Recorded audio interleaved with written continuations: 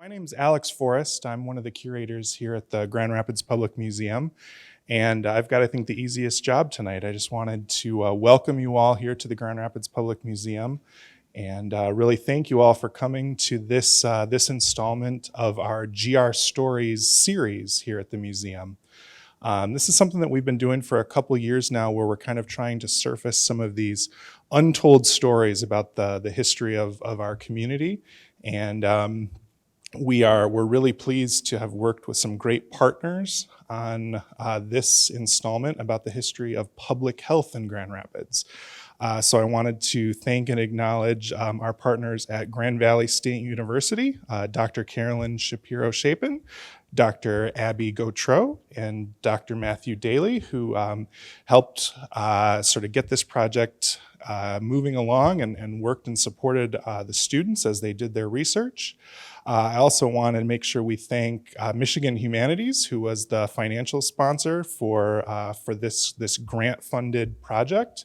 And also I want to make sure I thank my colleague Andrea Melvin, who did a lot of the heavy lifting on this project to make sure that, that everything got done to culminate in this evening tonight. And so you're not here to see me, but thanks for being here. The museum is really happy that we can host programming like this for the community. And like all of our other GR Stories events, you'll notice that the talks tonight are being filmed. And so if you give us a week or two to turn it around, it will be available on the museum's YouTube channel, as well as on our collections database. A big part of these GR Stories programs is to make sure that they are captured and become part of the archives and part of the historical record. So with that, I'm going to turn it over to Dr. Shapiro-Shapin to introduce our panelists and give a few more remarks. I thank you very much for coming here. It's wonderful to see all of you here today. Welcome to the GR Stories Public Health History in Grand Rapids. If you look down the medical mile, you'll see that the community is dedicated here to groundbreaking medical research and outstanding medical care. And the presentations this evening will show that our city's modern health focus has deep historical roots. GR Stories is an ongoing series hosted by the Public Museum that showcases authentic stories from within the community. In March of 2022, Alex Forrest, the chief curator, who you just heard speak, reached out to me to discuss collaborating on a grant for the Michigan Humanities, what was then the Michigan Humanities Council, now Michigan Humanities. And we met, discussed the grant. He told me exactly what I needed to do, how I needed to frame the work, which is awesome. And then he and his colleagues on the GRPM team crafted a grant that secured funding for 3 student interns to do the research that you'll hear presented this evening. In July, we received the good news that Michigan Humanities was supporting the project, and the support of the museum and the Humanities Council is very much appreciated. Our students actually noted these grants allowed them to pursue the research in depth, in multiple archives, and not to have to take on a second job. So please join me in thanking all those folks who sponsored. So beginning in July of 2022, Andrea Melvin, the collections curator of the Public Museum, met with me and 2 of my GVSU History Department colleagues, Dr. Matthew Daley and Dr. Abigail Gautreau, to lay out the parameters for the internships. And since then, Andrea has coordinated meetings, met regularly with the student interns, and worked with the Public Museum's event and marketing staff to make tonight's event a reality. Please let's thank Andrea and all the people at the museum. My colleagues have a long history of building bridges between the university and community partners. Dr. Daley coordinates our department's internship program and works closely with community partners to provide our students opportunities to engage in local history research. Dr. Gautreau integrates into her courses hands-on exhibit development with the Grand Rapids Public Museum and other institutions. Together, they developed Grand Valley State University's Public History Badge, and the connections they have built made possible the work that we are doing today. So thank you both. Okay, Over the past 6 months, my colleagues and I have had the pleasure of working with our student interns on their projects. This evening's event showcases these interns' creative research and highlights the benefits of high-impact learning opportunities that result from collaboration between our Grand Valley State University students and the Public Museum. Our hope is that those here tonight will come to better understand the rich tradition of public health work in Grand Rapids. I will now introduce to you our 3 student interns in the orders they'll present their work. What we're going to do is then hold questions until after our third presenter has presented his paper, or their paper, and we will then all have all the questions together. So, Callie Dzurisin, a biomedical sciences major and history minor, exemplifies the Grand Valley State University commitment to interdisciplinary thinking and community involvement. Her twin passions for history and science underpin her volunteer work as an exhibit assistant at the Public Museum Streets of Grand Rapids Rudell's Pharmacy exhibit. So she's actually presented in this room before. Callie's paper is titled The Evolution of the Cough Plate Medium, How Pearl Kendrick and Grace Eldering's Work in Grand Rapids Contributed to the Standardization of this Diagnostic Technique. Our second presenter, Hannah Krebs, a history major and honors college mentor, embodies the ideal of the scholar citizen. In addition to her work as an intern for the GR Stories project, she's worked as an intern at the Troy Historic Village and currently staffs our history department's front desk. Hannah's paper is titled Quite a Courageous Thing to Do, Grand Rapids, Women Scientists, and the Development of a Whooping Cough Vaccine, 1932 to 1942. Our final presenter of the evening, Coltrane Bodbyl-Mast, a history major with twin minors in Arabic and Middle East Studies, bridges past and present on the Grand Valley campus and beyond. Their dedication to the history discipline and community service is manifest in their recent work as an archival intern for the Tri-Cities Historical Museum and as president of Grand Valley State's History Club. Coltrane's paper is titled The Temperance Movement in Grand Rapids as Interdenominational and Public Health Oriented. Thank you very much.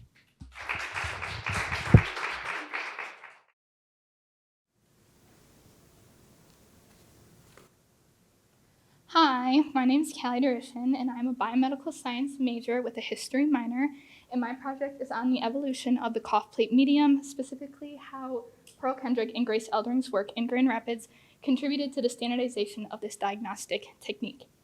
I first want to thank the Grand Rapids Public Museum, Michigan Humanities, and the Grand Valley State University History Department for giving me the opportunity to conduct this research. I also want to thank all of you for coming and allowing us to share what we've been working on for the past 6 months, because I think it's pretty cool stuff. Thank you. First, why this means so much to me. I'm a volunteer here at the Grand Rapids Public Museum and have been for about a year and a half. With an interesting major-minor combination, it has been hard to find interests that spark both of my passions of medicine and history. However, I feel that I've found a home here at the Grand Rapids Public Museum. I volunteer in Rudell's, which is the pharmacy exhibit in the museum's old streets. I've learned so much about the history of medicine from being there, and I'm always appreciative when visitors stop in to hear what I know, because I love to share. I also volunteer as an education assistant, sometimes in this room, so when students come to the museum on field trips, I work with amazing museum educators and great volunteers to ensure that these programs run smoothly. My favorite part about the museum is the people. Mo, the volunteer coordinator here, is one of the best people I know, and I often find myself sitting in the chair of her office getting much needed advice. She's the one who actually put my name in for this internship, so I want to thank her. The security guards who always stop by the pharmacy when I'm volunteering and give me Werther's caramels and check on me, thank you to them too. And every other staff member I've met has been so kind since the day I walked in. That is why I was beyond excited to start doing public health history research in the museum as an intern these past few months. My goal is to help bridge the gap between medicine and history, and I hope everyone leaves here understanding a bit more about the science behind Drs. Pearl Kendrick and Grace Eldering's Grand Rapids whooping cough research. I want to start with a quote. It says, "Had Grand Rapids a whooping cough clinic, and if it had, where was it, and what the heck was a whooping cough clinic anyhow?" This was published by the Detroit Free Press in 1936, and I feel like this showcases how under-talked about the research was at the time and why it's very important to report on it now. This is just a brief overview of the presentation, some background on the whooping cough illness, what a cough plate is, specifically the agar in the plate, and then what Kendrick and Eldering were able to find through their persevered research and then continued use of cough plates today. And then a timeline just to know where we're at with everything. The Bordetella pertussis was first isolated by Bourdet and Janjou in 1906. In 1930, epidemics are facing cities across the country, and in 1930, that was happening in 1932, Kendrick and Eldering began their research in Grand Rapids after a particularly bad bout of whooping cough, and they continue their research through the 30s and are able to create a vaccine in 1946. And then today, cough plates continue to be used as a diagnostic technique. First, a bit of background on the whooping cough illness itself. Whooping cough is an infectious disease most often associated with the bacteria Bordetella pertussis. Bordetella being the genus of the whooping cough and pertussis being the species. Genus and species are just ways to identify different organisms, like we're Homo sapiens. It is often just shortened to pertussis as well. Various long-term complications may arise from this illness, and it can be fatal, especially in children and infants. Pertussis claimed the lives of thousands of children each year in the 1920s and on. The pertussis infection is contracted through droplet inhalation, so coughing, sneezing, and the early symptoms resemble a common cold. However, around 7 to 14 days later, we see the violent coughing take place where it gets the whoop nickname. So this is lots of coughing, and then trying to catch your breath makes that whoop sound as air is sharply inhaled. The Grand Rapids community was greatly affected by the spread of this disease, and that 1932 epidemic prompted Dr. Pearl Kendrick and Miss Grace Eldering, who would go on to receive her doctorate in 1942, to develop a whooping cough vaccine that is now widely recognized and admired. The research and testing done by the two women right here in Grand Rapids has had a major impact on the greater public health of the country. An integral part of these trials and experiments were the cough plates that the two women used throughout their work. A cough plate is defined as a method for isolating Bordetella pertussis from a suspected case of whooping cough. These plates are sometimes referred to as petri dishes as well. The process of obtaining a whooping cough sample is done by holding the plate roughly 4 to 5 inches in front of a patient's mouth and having them cough directly onto the media. Cough plates were primarily collected by having pediatricians utilize them in suspected cases of whooping cough. The picture up here we have is actually the Grand Rapids Public Museum's new whooping cough plate that was purchased in light of this research. So I want to thank Andrea for that, for getting to add some more science objects to the museum. Thank you. The plate's contents would then grow and develop into colonies. Colonies are clusters of bacteria that form on a cough plate after their given growth period. Once formed, the scientists could test for the presence of certain bacteria to make an official diagnosis. There are several components that make up a cough plate. First is the petri dish that is known as a plate. In Kendrick and Eldering's case, they were made of glass. However, today we see the use of both glass and plastic. Glass being heat resistant, so sterilized when heated, whereas plastic is normally single use and discarded after being utilized in a lab experiment. Most importantly, cough plates are filled with a gelatinous material known as agar. Agar can be made from gelatin, blood, and numerous other materials, such as seaweed. Agar is designed to provide a growth medium, so essentially it acts as a habitat with the necessary nutrients for bacteria to grow. If you take an unknown sample and place it on an agar that has nutrients for certain bacteria to grow, you'll be able to tell what kind of bacteria is present based on the specimen's growth pattern. It's kind of hard to picture what this looks like, but blood agar, it looks like a thin layer of cherry jello. Forbidden jello is what we call it. The specific agar used in cough plates, especially at the time of Kendrick and Eldering's trials, is known as Bourdet-Janjou agar. Jules Bourdet and Octave Janjou developed this initial agar in 1906. They ran their own set of whooping cough trials during this time as well. The Belgian bacteriologist created a glycerin potato blood agar medium that was able to isolate suspected cases of whooping cough. When the plate was positive, meaning Bordetella pertussis was present, the colonies that formed on the plate had a distinct appearance. These colonies appeared to be smooth, raised, pearly, somewhat transparent, and glistened when positioned in the light. There's also a zone of hemolysis that is common with Bordetella pertussis. This is just blood breakdown. So instead of the agar having that red color in that picture on the right, you can see that it's kind of clear under the colonies. So that was the way that you could tell that there was Bordetella pertussis from that blood breakdown. Further confirmation of identity tests were done as well. An example of this is how stained colonies would behave when removed and placed in water. So a common misconception would be that someone had influenza instead of whooping cough, and they behaved differently when placed in that water, so the pertussis would decolorize faster, being able to differentiate the two illnesses. Kendrick and Eldering were not following the original agar recipe blindly, and their efforts to revise the medium can be seen in multiple aspects. To start, the difference of sodium chloride content was something that was taken into consideration between the original agar and what Kendrick and Eldering were using to explain unsatisfactory growth. It was stated by Kendrick and Eldering that by the addition of titrated amounts of sodium chloride to such a base, the difficulty was overcome. The original formula had a sodium chloride content of 0.5%, whereas Kendrick and Eldering found more success when they used the formula with a sodium chloride content of 0.75%. Furthermore, the women's famous cough plate examinations publication stated that sheep's blood was just as satisfactory as human blood. Back then and even today, we see laboratories use human blood when conducting studies where they need a blood agar. However, a survey of journals in bacteriology and microbiology from 1880 to 1945 revealed that using sheep's blood is a practical alternative to this practice. Additionally, sheep's blood is less expensive, less fragile, whereas human blood cells are harder to get, more fragile, and considerably more expensive, thus making the women's use of sheep's blood in the trials efficient in more ways than one. Kendrick and Eldering asked themselves the question, is the cough plate procedure practical? This was due to trouble that other scientists had warned accompanied the cough plate method, stating that it was not an effective and efficient way to isolate the whooping cough causing bacteria. After about a year of experience testing the method, Kendrick and Eldering found that cough plates were highly practical and felt that scientists prior to them had overemphasized the difficulties. I think they just worked a little harder. The women published in their 1934 papers that the cough plate method should be used more often in health labs.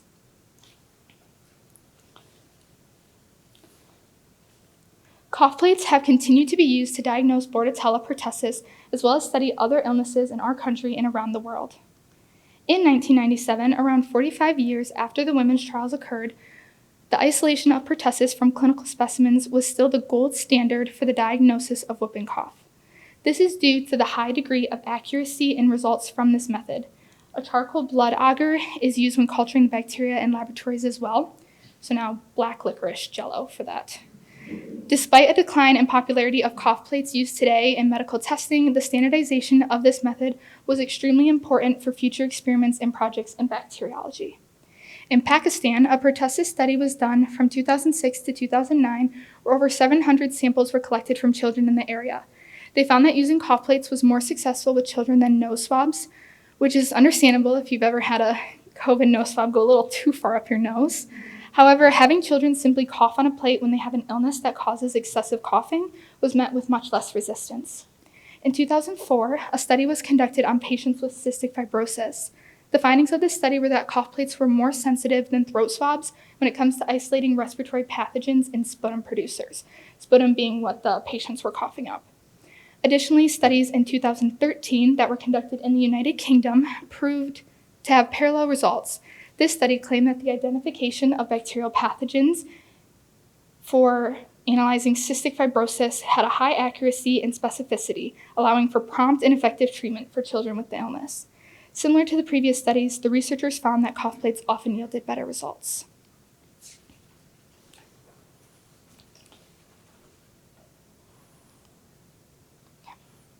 In conclusion, the scientific research done by Dr. Pearl Kendrick and Dr. Grace Eldering was pivotal in the standardization of the use of cough plates in detecting whooping cough and the causative bacteria Bordetella pertussis.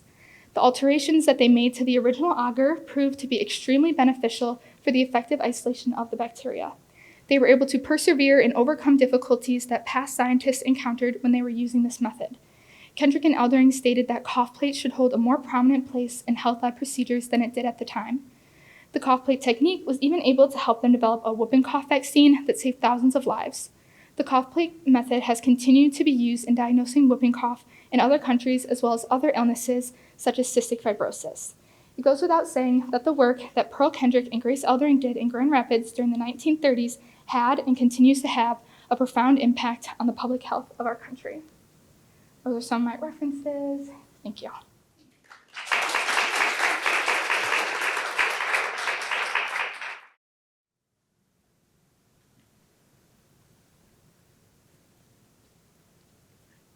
Good evening. My name is Hannah Krebs, and I'm a second-year history major at Grand Valley State University. Before I begin, I would like to thank the Michigan Humanities, the Grand Rapids Public Museum, and the Grand Valley State History Department for making this possible. Additionally, I would like to thank the project supervisors, Dr. Shapiro-Shapin, Dr. Gautreau, Dr. Daley, and Andrea Melvin. Finally, I would also like to thank my family and my friends for supporting me throughout the past few months. So for the past 6 months, I've been researching a piece of Grand Rapids history that is not very well known, even within this community. So today I will be discussing how a whooping cough vaccine was created right here in Grand Rapids in the middle of the Great Depression by mostly female scientists. Now, as you can imagine, this was quite a feat. But before we can really appreciate the efforts of these women, we must understand a little bit about the background of this era. So in 1938, 10.3% of men that worked for the government were scientists, but on the other hand, only 4.2% of women that worked for the government were scientists.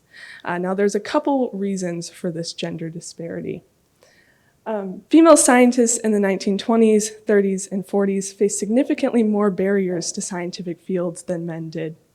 There was an idea that women were not as intellectually capable as men, that the only work they could handle in science was being an assistant or doing repetitive menial tasks.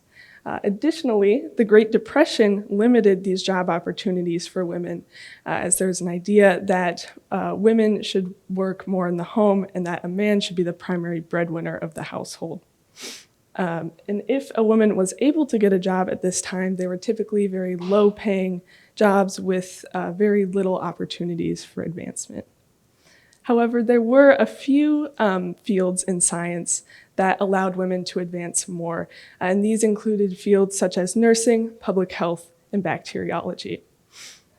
Public health, Michigan was actually one of the top employers of women in public health at this time, likely due in no small part to efforts in Grand Rapids.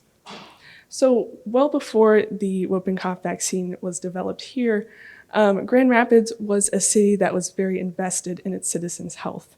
Very early on in its cityhood, in the mid-19th century, Grand Rapids instituted several public health measures, such as a city physician and a commission of health, that in a time where ideas about sanitation and public health were very new. Additionally, in the early 20th century, Grand Rapids began entering itself into what were called healthiest city competitions, which they typically placed very highly in and eventually won 2 of in 1939. So it is no wonder with this drive and reputation for public health that in 1926, the West Michigan Branch Laboratory of the Michigan Department of Health was opened right here in Grand Rapids. And now this laboratory is significant because this is where the whooping cough vaccines were developed. So before these were developed, whooping cough was a real problem. It killed over 6,000 children every single year in the United States, with over 90% of these deaths being children under 5 years old. And even if an individual did survive a bout of whooping cough, it could cause developmental and respiratory issues that would follow the children throughout the rest of their lives. Of course, other people noticed this problem and attempted to make a vaccine, but several of these were unsafe or not very effective. So this led to a mass recall of several commercial vaccines in 1931. Now this is where Pearl Kendrick comes in. So in 1926, she was brought in to the West Michigan Branch Laboratory at the Michigan Department of Health. And in 1932, just a year after that recall of the vaccines, she graduated with her doctorate from Johns Hopkins in bacteriology and decides that she wants to study a disease. And so it just so happens that in Grand Rapids in 1932, there was a particularly bad outbreak of whooping cough with 600 cases and 4 deaths. So seeing the havoc this wreaked on the community, she decides she wants to study this disease. And then that's where Grace Eldering comes in. So she was a volunteer at the Lansing Laboratories, but eventually made her way over to the West Michigan Branch Laboratory in 1932, where she would eventually go on to help Pearl Kendrick with these trials. So before the trials, the people at the West Michigan Branch Laboratory did not know very much about the whooping cough specifically. Grace Eldering even said after the fact that no one in that laboratory had ever seen a culture of pertussis before. So they're really starting from the ground up. So together, Grace Eldering and Pearl Kendrick worked after hours on their own time with very limited funds to collect cough plates to try and study this disease. And through this work, they were able to determine quarantine lengths that would allow them to slow the spread of the disease.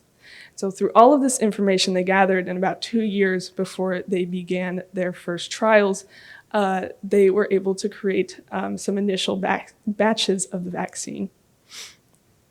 So their first trial ran from 1934 to 1937. And at this time, field trials were rather new, and in public health, they were almost non-existent. So in this aspect, the two of them were really blazing a trail. So in this first series, there were about 4,000 children involved in this study. And for those vaccinated, the vaccine that they used proved to have an 89% efficacy, which was far more than the other vaccines that were available prior to this one. And so this vaccine would be distributed throughout Michigan in 1938 and throughout the US in 1940. But the work done on this trial and the others was not done alone. It required the help of lab technicians, bacteriologists, public health nurses, and mothers of the children to be a success. So the first group of people that I'm going to be talking about were the lab technicians and bacteriologists.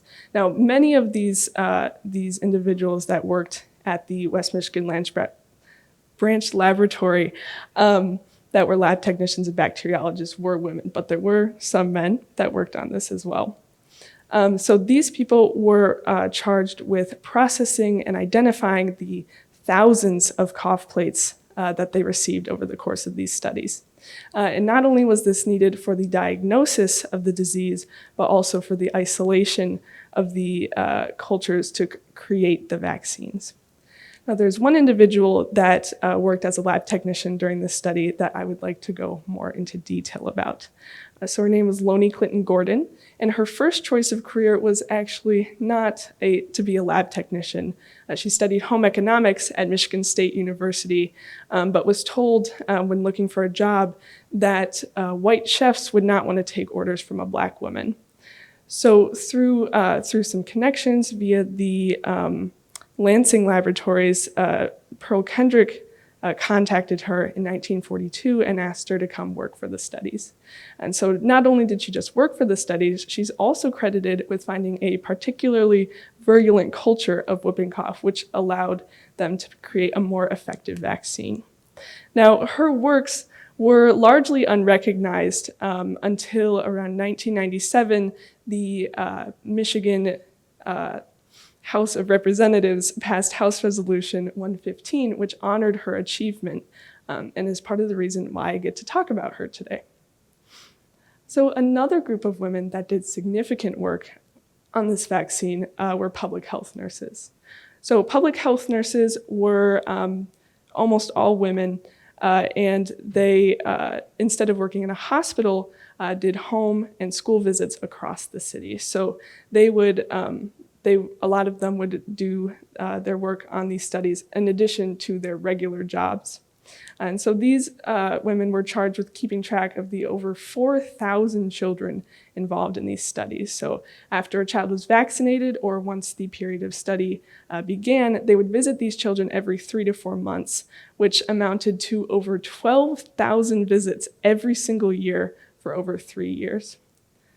Now, just to give you an idea of how much of an undertaking this was, I have a picture of a form they would have filled out when collecting a cough plate from an infected patient.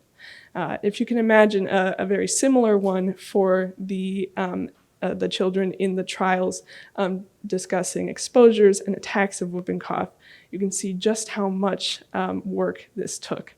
Now, every single piece of information they had to be taken down by hand. They did not have access to computers. So from the collection to the storage to the organization and to the analysis of all of this data, this had to be done by hand. And this information that was given to them was given by a group that is largely unrecognized yet essential for the success of the studies. And that would be the mothers. So the mothers would be the individuals that usually sign their children up to be vaccinated and also provided the information on exposures and attacks that were necessary to find out the efficacy of the vaccine. So in the words of Pearl Kendrick, parents were remarkable for allowing their children to receive an experimental vaccine at this time. So as a result of these trials, we have a pretty effective and safe vaccine. So as you can see here, I have a graph of national cases of the whooping cough from 1922 to 2019. And after the vaccines were distributed in the late 1930s and early 1940s, we can see a pretty dramatic drop in cases. Now, what this graph does not show is that even though there were still cases, and there are still cases, though the individuals that are affected by whooping cough that are vaccinated experience a far less severe attack than those that are not vaccinated. And we can especially see this in the deaths from whooping cough. So here I specifically have a graph for Grand Rapids. And from 1946, for about 50 years after that, there had been no whooping cough deaths in Grand Rapids. And this is pretty incredible, seeing as just from whooping cough alone, there was about 5 to 10 deaths every single year. So after this initial trial, Pearl Kendrick and Grace Eldering continued to work with the whooping cough. And especially Pearl Kendrick traveled internationally to help with vaccination measures and trials in other countries. She also served on leadership positions in national scientific organizations, which was not very common for women in science at this time. Both Pearl Kendrick and Grace Eldering served as Associate Director of Laboratories at that West Michigan branch laboratory, and collectively the pair published over 60 articles during their 50-year career. So these are very successful women in science. So it is because of the work of women like Pearl Kendrick, Grace Eldering, lab technicians and bacteriologists, public health nurses, and the mothers of these children that we do not have to worry about whooping cough in our everyday lives anymore. The work of these women should be acknowledged, appreciated, and celebrated in our Grand Rapids community and beyond. Thank you.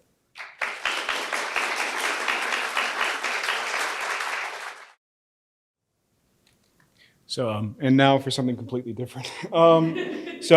I'm Coltrane Bodbyl-Mast. I'm a history major at Grand Valley, and I have an Arabic and Middle East Studies minor. I'll be graduating this fall after a study abroad in Jordan. And before I begin, I'd like to briefly thank our advisors, Drs. Shapiro-Shapin, Daley, and Gautreau, and Collections Curator Andrea Melvin, the Grand Rapids Public Museum, and Michigan Humanities for this opportunity. I'd also like to thank my parents, brother, and grandparents on both sides for ensuring I have the motivation to take on an opportunity such as this.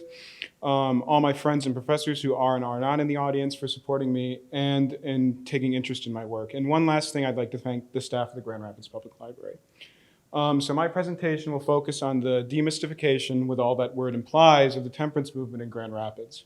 In terms of research, I spent most of my time at the Grand Rapids Public Library looking at old newspaper articles, political cartoons, and WCTU, that means Women's Christian Temperance Union minutes. For those unfamiliar, the WCTU was founded in 1874 in Ohio and was a worldwide organization meant to serve as a way in which women could partake in the fight for temperance on mostly religious grounds. It is still active today, though not to the same extent as in the late 19th and early 20th centuries. Secondary sources were obtained mainly through the Grand Valley Library System, as well as some sources recommended to me by advisors. The vast bulk of material in this presentation will be from before the institution of the 18th Amendment in 1919, so dates range from the 1840s to 1910s. So first, though, we must establish what the mythology is I seek to combat. So the idea of the temperance movement as this exclusively religious, Protestant, and conservative movement that's mostly concerned more so with morality and spirituality rather than material issues, especially public health. Of course, the movement was mostly Protestant, even more so in a city such as Grand Rapids, where most of the population were Protestant, especially at this time. There was, however, a greater balance of material and spiritual concerns. In fact, I would argue that there is more of material concerns than anything else, especially in terms of health. However, somewhat interestingly, one of the chief arguments of the WCTU against alcohol, that is, that it causes domestic violence, is only barely discussed in the sources I've viewed. When I say polite on this slide, I mean that they supposedly go high when their opponents go low. It's a pretty common tactic for religious people. Think of example for turn the other cheek. And as some of the evidence will hopefully show, this is not quite true. Many participants were not exactly the models of Christian politeness. In terms of conservatism, as my slide suggests, there's something to be said about limiting substance usage that tends to be affiliated with religious conservative movements, though these are not the only ones. In spite of the stereotypes of a Protestant monopoly on temperance discourse, there was some Catholic participation within the movement in Grand Rapids, as found in worries over bans of communion wine, a separate Catholic temperance organization, and also mentions of Catholics by the WCTU. Of course, Catholic collaboration seems especially strange in this case. For one of the most prominent Protestant stereotypes of Catholics of all stripe is that they enjoy their liquor. As well, Catholics use wine for transubstantiation and communion, so outlawing alcohol would actively harm ritual. Also worth noting, the Diocese of Grand Rapids did not exist until 1882, though this did not mean that Catholics were absent in the area, merely they were less organized. The earliest example of Catholic involvement with the movement is somewhat ambiguous. However, during a Congress of clergy from various denominations in 1887, there was almost unanimous agreement in endorsing a new piece of temperance legislation in Lansing. However, some of the members attempted to withdraw their endorsement after realizing that there was no provisions made for sacramental wine, thus causing a ruckus at the meeting. It is possible that those at the meeting were Protestant, as some denominations do use sacramental wine, but the language is too ambiguous to be sure. And the aforementioned Catholic organization is a branch of the Catholic Total Abstinence Society, which met at St. Andrew's Catholic School in Grand Rapids near St. Andrew's Cathedral with one known meeting in 1889. The Catholic Total Abstinence Society was a national organization, the one of ambiguous size and the one which is rather understudied. The particular article mentioned the meeting featuring a program for that evening's events, including music performed presumably by members of the organization, and talks such as one given on prehistoric man, which I don't know what it says, so there's not really any records of it. Judging from the members' last names, all of them were Irish or German rather than Poles, who are sort of the at least at this time, the titular sort of Catholic ethnicity. The presence of the organization also points to Catholics in Grand Rapids preferring to organize parallel rather than with directly Protestant movements. This may be a personal preference or it may have been due to Protestant discrimination. To tie in with this idea, a minor and mocking mention of Catholics occurs in the WCTU minutes in 1915. After having read an article on negative Catholic attitudes towards inebriation, the secretary notes that the Catholics have, quote, finally awoken to the, quote, evils of drunkenness, implying a lack of knowledge of the Catholic Total Abstinence Society or other similar organizations on the part of the ladies of the WCTU, as well as a lack of confidence in Catholics. Jewish participation in the movement was also limited, though not unheard of, especially amongst those who believe in Reform Judaism. Nationwide, Reformed Jews partook in the crusade against liquor, despite those of the faith often using wine sacramentally. However, there was never quite, nor ever has been, the same reputation amongst Jews of drunkenness as there is with Catholics. Regardless, many ostensibly Christian organizations, especially the WCTU, were keen on courting their Abrahamic siblings to the fight with varied success. The most notable example here in Grand Rapids was a talk hosted by the Reformed congregation Temple Emmanuel, given by Miss Ripley of the WCTU in 1891. This was one of many talks given that evening, but the fact that this talk was hosted at the synagogue in particular indicates at least a tepid endorsement of the message by some of the congregation, or barring even that, at the very least its leadership. The Socialist Party also took part in the fight against liquor, hosting an event arguing against drink on secular terms, in contradiction with the earlier mentioned stereotypes. The party hosted a reverend in 1909 to discuss temperance along with other non-socialist temperance activists. Throughout the piece, many of the advocates of the program point towards liquor's high mortality rate, but they also point toward monetary reasons. In fact, they argue socialism is the program to adopt to truly have prohibition, for by ending the profitability of liquor and presumably dampening class exploitation and alienation, the need for alcohol would be moot. It should be noted that what specific party held this event is uncertain, and their precise line in ideology is hard to decipher, so it is possible that their concerns may be more utopian than Marxist. In terms of very blatant discussions of temperance as public health, there were several notable articles I found, one which discusses temperance as a disease, a sermon on the mortal dangers of drink, and one which ties tuberculosis to quote-unquote intemperance. The most blatant is the first, from 1876, questioning whether alcoholism, or intemperance, is a disease. And while the author more or less concludes that it is a disease, which ruins both the moral and physical character of the drunkards, he advocates for a moderate solution on the prohibition question. An occasional drink is far from harmful, something which modern evidence tends to agree with. Also worth noting, the debate about alcoholism as a disease still rages today. The sermon was given by a Reverend Care Tupper in 1886, and in solemn tone, he decries the ruination brought about by liquor on one's health, one's soul, one's wallet, and indeed one's criminal record. Alcohol kills hundreds of thousands and cripples even more, ruining the lives of youth and filling the jails. Tupper makes a poignant allusion to the political issues of the time in his sermon, wondering as to why the anarchists of Haymarket Square, who killed 8 men, are executed, but the purveyors of a substance which supposedly kills 100,000 more are not.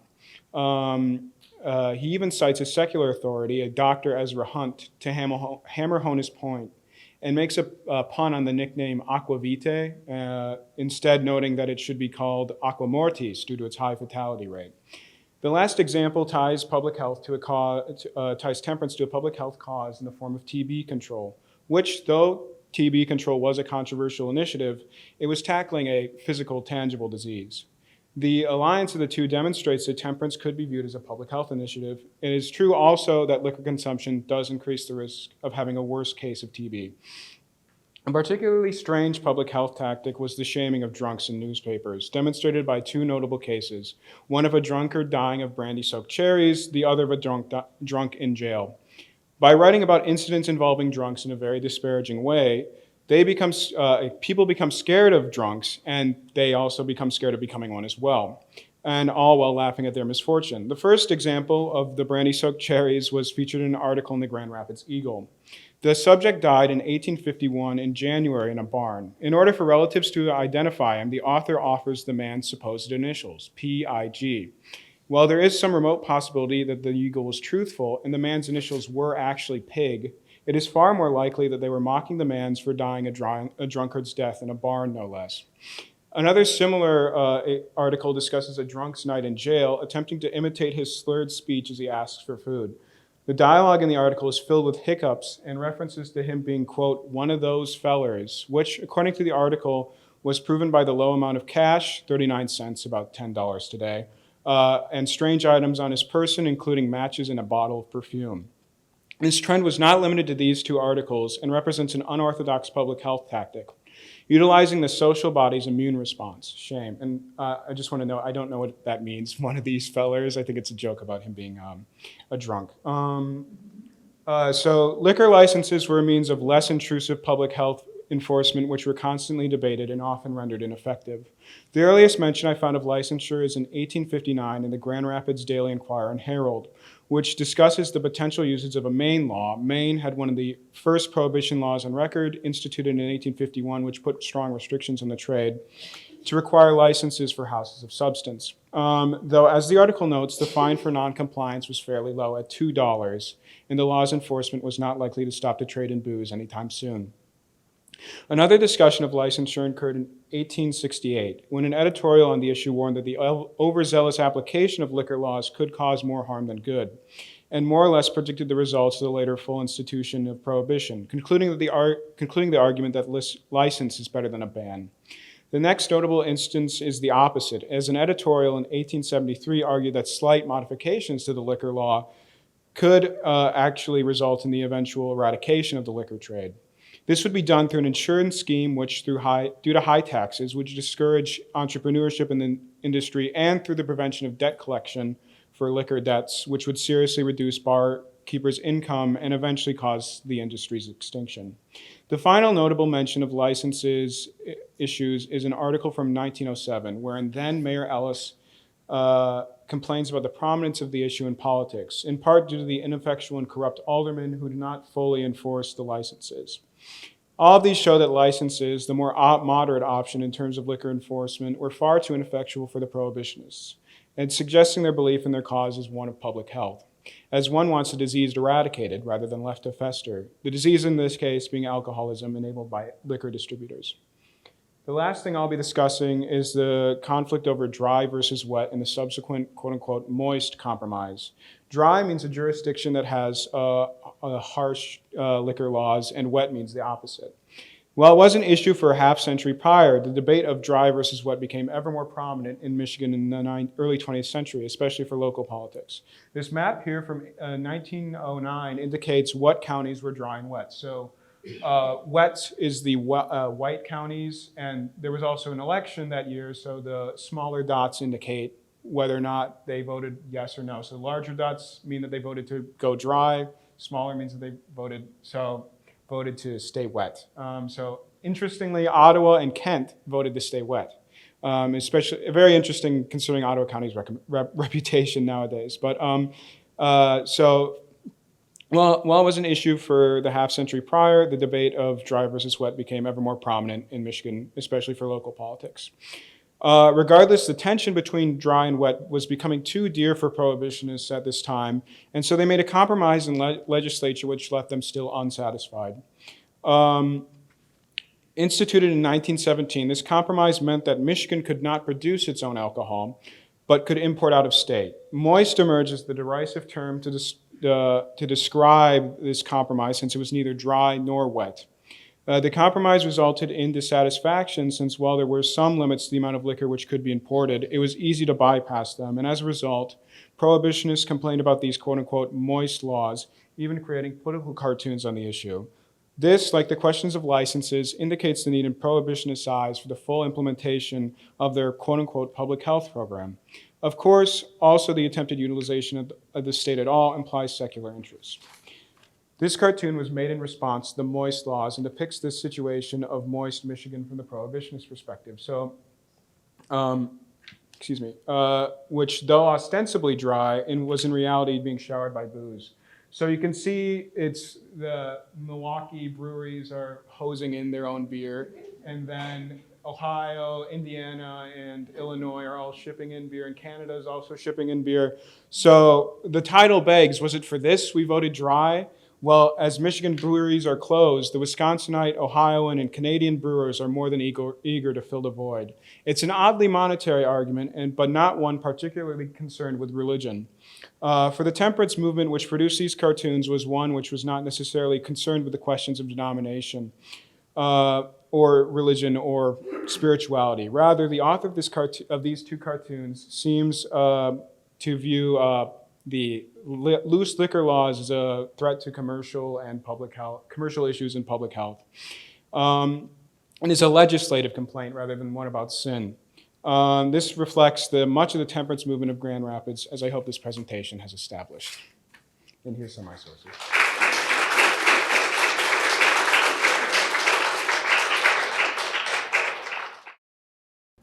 I have a question for Callie. You mentioned during your presentation that seaweed was one of the versions of agar that they used. Do you know what for? I think that's really interesting. That's actually something that I'm interested too.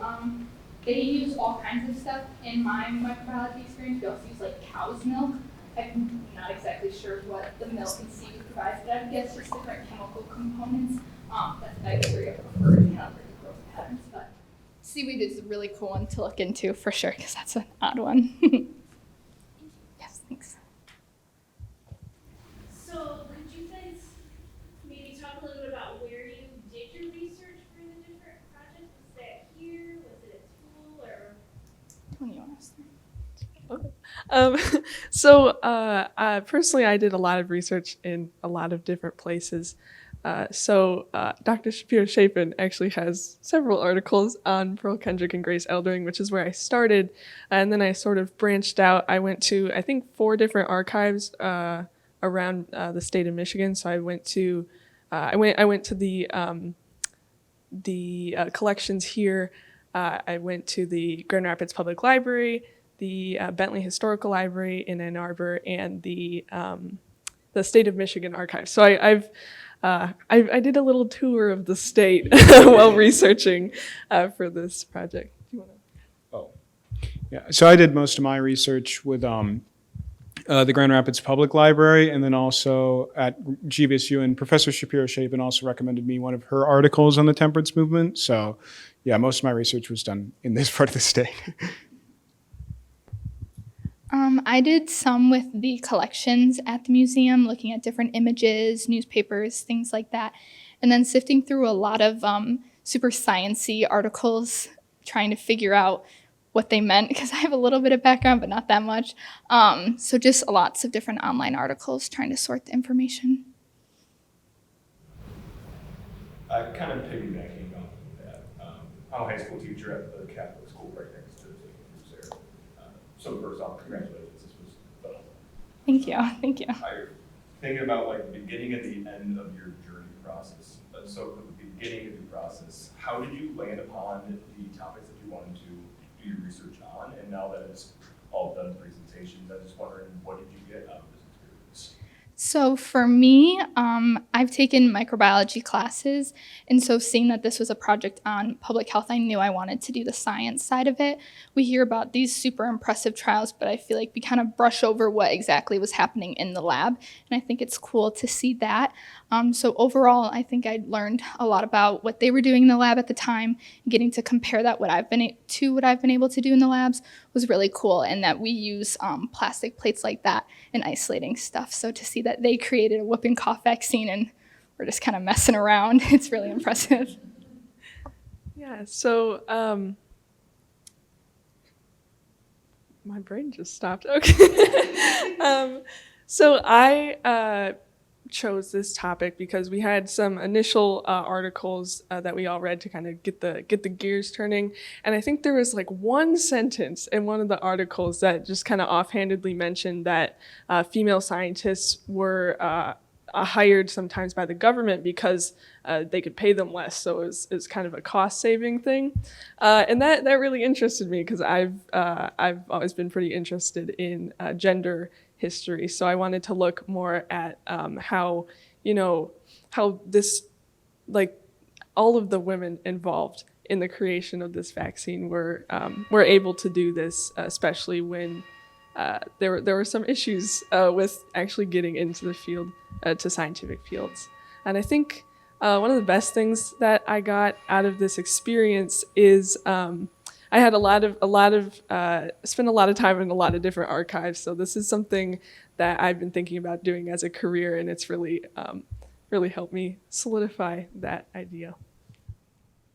So I changed topics a few times. So mine was originally going to be about immigrants and public health in Grand Rapids, but then I switched to religion in general because I'm interested in both how immigrant communities and religious communities interact with public health. And so I narrowed it down further to temperance in particular, just because that's sort of vaguely around the time frame as Grace Kendrick and Pearl Elderly. Excuse me, God, that's it, right? Yeah. Okay, sorry. So it's around that time frame, and I think that a lot more of discussion of temperance focuses much more on prohibition because, you got Al Capone, all these fun gangsters or whatever. But I think that it's also very interesting to discuss sort of how people conceive of alcohol. So, yeah, it's fun stuff. First of all, thank you for excellent presentations. Another presentation, Hannah and Carolyn. You devote your research to the scientific life of the two wonder about their family life. Did their family members, particularly parts of the Native American, support their scientific endeavors?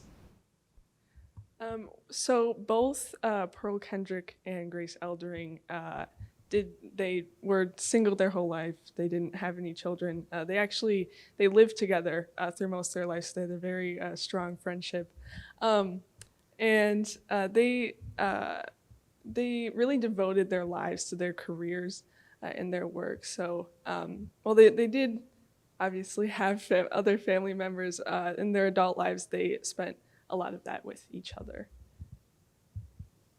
I'm just curious, in the vaccine development, today that's obviously a highly technical, big pharma kind of endeavor. Do you have any insight into how they were able to develop this vaccine and what resources they used to do that? That was one of the things that sparked my interest. Was when you think of a vaccine, you think of these giant countrywide trials and distribution and machinery, and they were able to do it right here in Grand Rapids, mainly through the analysis of the cough plates. So that is a very good point, that the comparison of what they were able to create with what they had is very impressive. Yes. I was wondering why the women in particular were sent to bacteriology specifically. Do you happen to come across anything on that? Well, from what I've researched, I think it's because at this time it's a very new field. So people don't really want to take that much of a chance on it. So they will have lower paying jobs, and people don't really know how the career is going to go. So women were more likely to choose those lower paying jobs, those uncertain jobs. But there were men that did choose to take that path. Coltrane, I was wondering if you thought that the public record, like the newspaper record of looking at the temperance activists' motivations was a deeply held belief on their part, or is it more of a strategic thing? It's not an easy question, but I wonder what you think about that. Because maybe, is this their winning message? Or is it they really think that in their hearts or whatever, maybe it doesn't matter either, that the economic or the public health things are the big issue? Yeah, I mean, with Catholics, I have to wonder if part of it, and Jews too, I wonder if it's partially assimilationism. So there's and in the newspapers, it depends on the era, because I would say it flips and flops how genuine it is, because you have these newspaper going, the earliest thing I found in the records was from 1848, which discusses how the temperance organization, the Sons of Temperance, was being revived. So there's already presence of the movement. And so I think that part of it is, it's a little cynical. It depends on who's writing it. Some of these doctors, I would say they probably genuinely believe what they're saying.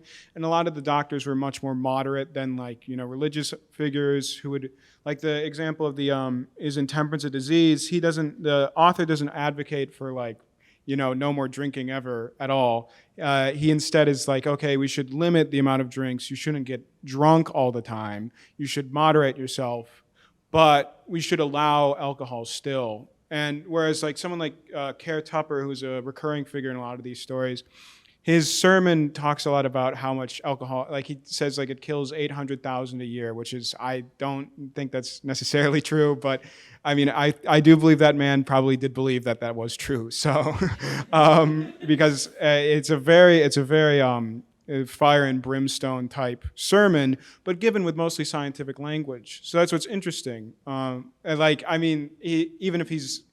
if the stuff may not be accurate science, it is still put forth in a scientific framework. And when you get to Prohibition era, it seems like it's somewhat of a popular issue, right before, in the tens and aughts in the 1900s. I think that there is kind of almost a populistic issue, at least for Protestants in the area, because there is much more interest in, everyone's talking about it in the news, it seems all the time. It's kind of crazy, actually. You don't think people would be talking about it that much, especially considering how ineffective Prohibition was when it was instituted. So yeah, it's a pretty interesting sort of question of how much people actually believe this stuff. But I think that like most people, if surveyed, you go back to like, I don't know, like 1890, and you surveyed people, I think most people would say like they want moderate consumption rather than, like having like, revelry all the time or whatever. So I think that there is definitely like a scale of a gradient sort of thing. I also have a question for you. When you talked about like temperance and tuberculosis, do you think they kind of just chose tuberculosis as like a touchstone point, being like, hey, you'll get this disease if you're an alcoholic because it was just the main one of the time, or do you think it was because it had like similar effects?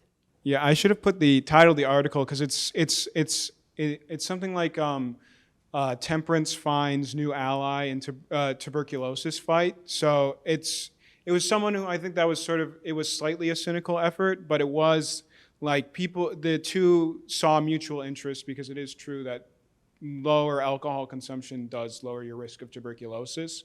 So the doctor who wrote the article was saying something like, the doctor interviewed for it was saying something along the lines of, if you want to prevent tuberculosis, I think some form of alcohol, like moderation, is necessary. So I think that was somewhat of like a cynical effort because that was an increased, like probably TB activists, because TB control is kind of controversial, requires a lot of regimen, a lot of different stuff. So like this would be one way to sort of get one regulation passed to help prevent TB. So yeah. Did you ever find any reference to any difficulties that these women encountered as being women in these fields in your research? Yeah, well, that's kind of an interesting question. So there was a video of Dr. Kendrick and Dr. Eldering actually like giving a lecture on their experience.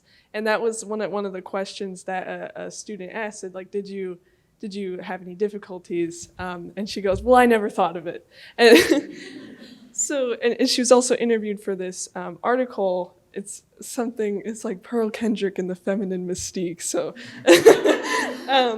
but she was just having none of it. She was like, I wasn't thinking about like what Joe was getting paid next to me. I just put my head down and did the work. But then she adds on after, like, but I knew he was getting paid more than me. So I think she was very.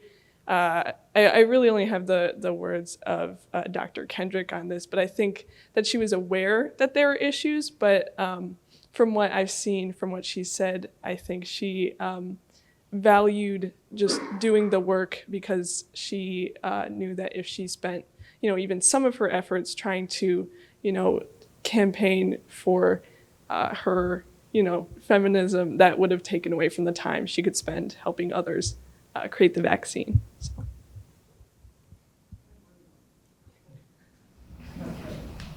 Going back to the TB and the alcoholism, is it more that TB, that you're more susceptible because you're an alcoholic, or it's that drinking can be a social thing and thus facilitate the spread of tuberculosis?